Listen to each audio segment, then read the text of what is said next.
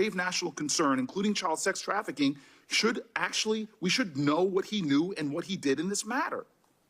I've requested responses to these questions by 9 a.m. this morning, and we have heard nothing as a committee. And yet we're moving forward. Joining us now is Senator Sheldon Whitehouse, a member of Senate Judiciary Committee who was in the room for that today. Senator, that was about 12 hours ago, what we just saw in the committee hearing room. And that feels like a long ago age of innocence in this story compared to where we are at this hour tonight. In your experience as a former federal prosecutor, what do you make of Donald Trump saying, let's put out some grand jury transcripts that Pam Bondi decides are pertinent? Well, first of all, if you go into a case like this, you could have an enormous case file. You've got an enormous array of evidence. You could have physical evidence. You could have the FBI 302s. You could have papers that you seized. You could have video recordings, audio recordings.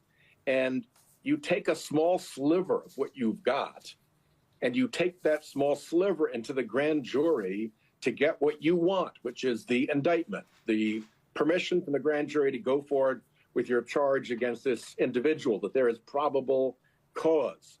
And there's probably another prosecutor waiting outside with a case that they want to bring to the grand jury. So you don't want to waste their time. You're selective about what you bring in. It is exceedingly rare for what the grand jury evidence is in a case to be anything but a small fraction of what the full file is. And then you put in weasel words like pertinent, and all of a sudden there's Pam Bondi able to make all sorts of decisions about what people don't get to see. So don't be misled by that. I think the more interesting news was his threat to sue, right? If he wants to put this behind him, he's got to file a complaint. More news. The Wall Street Journal gets to answer. More news. They might attach exhibits to their answer. Way more news.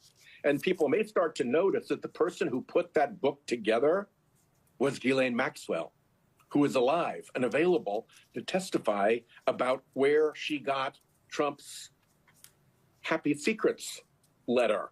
Again, more news.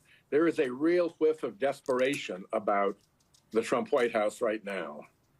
And, Senator, there does seem to be a chaotic response going on. You have J.D. Vance and Donald Trump disagreeing about one thing. Donald Trump absolutely is not asking anyone to release that letter. J.D. Vance is demanding the release of that letter. That letter could be absolutely disastrous to the future of the Trump presidency. But J.D. Vance really wants to see it.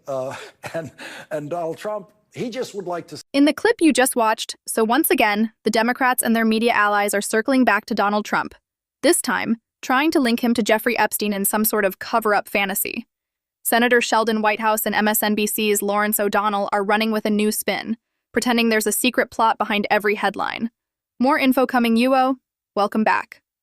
But let's be honest, this isn't about justice, and it's definitely not about Epstein's victims. This is about one thing: keeping Trump politically radioactive as we move toward 2025. Every time Trump's popularity rises, the left dusts off another conspiracy theory.